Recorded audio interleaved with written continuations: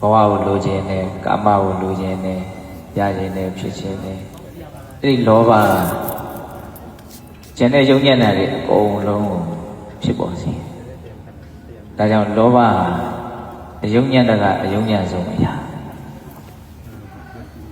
အဲ့ဒီလောဘကြောင့်ဘဝဖြစ်လို့ဒုက္ခမျိုးစုံရင်ဆိုင်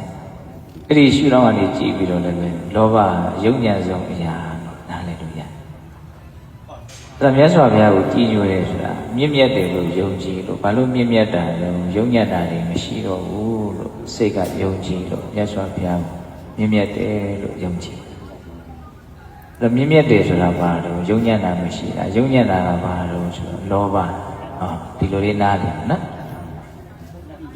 လောဘမရှိတာကိုမြင့်မြတ်တယ်လို့ဒါလေးကိုခိုင်ခိုင်မာမာနားလည်တာအဲ့လိုဆိုရင်ဒီယုံညံ့တဲ့လောဘဘာကြောင့်ဖြစ်တာလဲဆိုဘဝရဲ့ဆင်းရဲတဲ့သဘာဝကိုမသိလို့လောဘဖြစ်ဒါမြတ်စွာဘုရားအမြင့်မြတ်ဆုံးဘာလို့ဆိုတရားကိုသိသွားပြီသစ္စာလေးပါးကိုသိဒီနေရာတွေကိုလာပြီးတော့ဖူးမြော်ကြတယ်ဆိုတာအဲ့ဒီသစ္စာလေးပါးကိုသိလို့မြင့်မြတ်တော်မူတဲ့မြတ်စွာဘုရားကိုကြည်ညိုလွန်းလို့လာပြီးတော့ဖူးမြော်ကြတယ်ဒါအဓိကအနှစ်သာရကအဲ့ဒီအချက်ကလေးဖြစ်တယ်ဆိုတာမမေ့နော်ဘဝရဲ့ဆင်းရဲတဲ့သဘာဝတွေကိုသိလို့လောဘငြိမ်းလို့ယုံညံ့တာမရှိလို့မြင့်မြတ်သွားတာတရားသိတယ်ဘာသိတာလဲဘဝကိုဆင်းရဲတယ်လို့သိဘဝကိုဆင်းရဲတယ်လို့သိလို့ဘဝရဲ့ပုံမှာဖြစ်နေတဲ့လောဘတွေ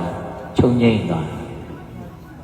အဲ့တော့ကိုကဒီနေရာလေးရောက်တော့ကိုအဲ့ဒီနှစ်သာရပိုင်းဆိုင်လေးကိုတွေးမိဖို့စုပ်ကိုင်နေလို့နော်ဘဝဆင်းရဲတယ်ဆိုတာကိုဘယ်လောက်သိတယ်လဲဘဝကဆင်းရဲတယ်လို့သိရင်သိသလောက်လောဘနည်းမှာပဲလောဘနည်းရင်နည်းသလောက်မြင့်မြတ်မှာပဲမြင့်မြတ်ရင်မြင့်မြတ်သလောက်ကြည်ညိုစရာကောင်းမှာပဲလေးစားစရာကောင်းမှာပဲတန်ဖိုးထားကြမှာပဲမြတ်စွာဘုရားကဘာလို့ကျွတ်တော့အလွန်အမင်းတန်ဖိုးထားတာလို့မြတ်နိုးတာလို့ကြည်ညိုတာလို့မင်းယုံညံ့တဲ့လောဘမရှိလို့မြတ်စွာဘုရားကိုယ်တော်နဲ့ကြုံဝါခဲ့ငါဘဝတွေကိုဖြစ်စေတဲ့ဆင်းရဲတွေကိုဖြစ်စေတဲ့လောဘဆိုတဲ့တကယ်အဓိကဒုက္ခဖြစ်ခြင်းရဲ့အကြောင်းတရားလက်တဲ့တရားခံကိုငါအမြင့်ပါလို့ခြင်းတွန်းလှန်ဖြိုးဖျက်ဖျက်ဆီးပြစ်ပြီးပြီဒါကြောင့်ငါအမျက်ဆုံးအဲ့တော့အဓိကဘုရားကိုကြည်ညိုတယ်ဆိုလို့ရှိရင်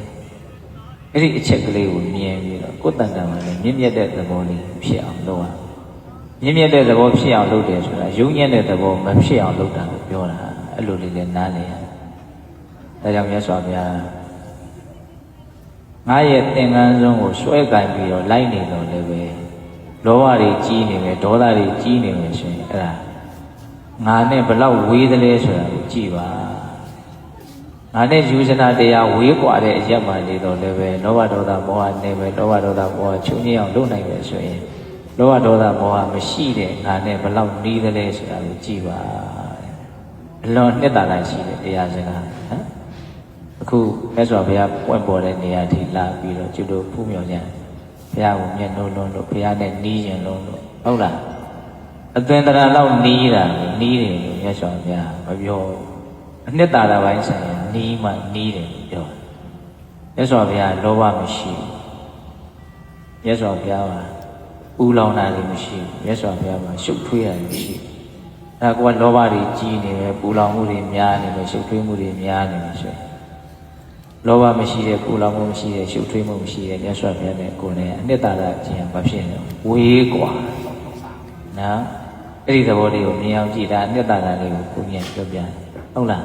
ဘာလို့မြတ်မြတ်လွန်းလို့တန်ဖိုးထားပြီးတော့ဒီနေရာထိခဲခဲရလာပြီးတော့နော်ကြည်ကြတာတော့ဖူးမြော်ကြတာတော့ကုသိုလ်တွေရရင်လို့ကုသိုလ်တွေမှာဘလို့ကုသိုလ်လို့ခုနဘုန်းကြီးပြောတဲ့အနှစ်သာရပိုင်းဆိုင်ကိုအနည်းဆက်ဆုံးချင်းကပ်ပြီးတော့မြင်နိုင်တာအဲ့ဒါအလေးနဲ့ဆိုမြင့်မြတ်ဆုံးကုသိုလ်နော်ဒါကြောင့်ကြရာရောက်လို့ရှိရင်သစ္စာလေးပါးနဲ့ပတ်သက်ပြီးတော့ကိုယ်ဘယ်လောက်စဉ်းစားနိုင်မလဲဘယ်လောက်တွေးနိုင်မလဲဘယ်လောက်မြင်နိုင်မလဲဆိုတာကိုဘုန်းကြီးထပ်ပြီးတော့ပြောပြမယ်ဟုတ်လားခုနဒုက္ခရရှိရကျင့်တဲ့နေရာတဲ့မြတ်စွာဘုရားတည်လို့ဉာဏ်လို့ရအောင်လုပ်ခဲ့တဲ့နေရာဟ ဟုတ်လားအတိတူဉာဏ်တူရအောင်ဒီနေရာလို့အတိအကျဆိုတော့ဟုတ်ပါဘူး6နှစ်ကြာတယ်ဆိုတော့နေရာအနှံ့ဒီနာတဝိုက်ကိုမြတ်စွာဘုရားအမှန်တရားကိုရှာဖွေလေလိမ့်မယ်ဒါလေးကိုမျှော်ရောင်ပြီးတော့မြင်ရောင်ပြီးတော့ဩမြတ်စွာဘုရားဒီနာတဝိုက်မှာ6နှစ်တိုင်အမှန်တရားကိုသိဖို့အမှန်တရားကိုရှာဖွေခဲ့တယ်ပညာကိုရှာဖွေခဲ့တယ်အဲ့တော့အမှန်တရားပါဆိုဘဝဆင်းရဲဆိုတဲ့အမှန်တရားပဲဒါဘုရားဖြစ်ပြီးမှသိလို့ပြောခဲ့တဲ့အမှန်တရားနော်လောဘဆင်းရဲကိုဖြစ်စေတဲ့အရာဆိုတာဒုတိယအမှန်တရားလောဘငြိမ်းခြင်းသည်ဒုက္ခငြိမ်းခြင်းဆိုတာတတိယအမှန်တရားအဲ့ဒီဒုက္ခငြိမ်းခြင်းသည်သူဆက်ရောက်ခြင်းလေဆိုလို့ရှိရင်ဘဝရဲ့ဒုက္ခသစ္စာသဘောကိုမှန်မှန်ကန်ကန်သိမြင်နားလည်ခြင်းဆိုရင်တမ္မာဒိဋ္ဌိကောင်းဆောင်တဲ့မဂ္ဂင်၈ပါးကိုပွားရမဂ္ဂင်၈ပါးကဒုက္ခငြိမ်းရဆက်ရောက်စေတဲ့အလမ်းကြောင်းဖြစ်တယ်တဲ့အဲ့ဒါ၄ခုမြောက်အမှန်တရားနော်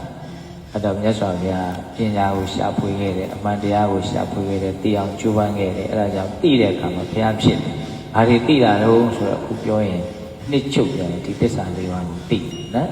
အဲ့တော့ကိုယ်ကလည်းပဲ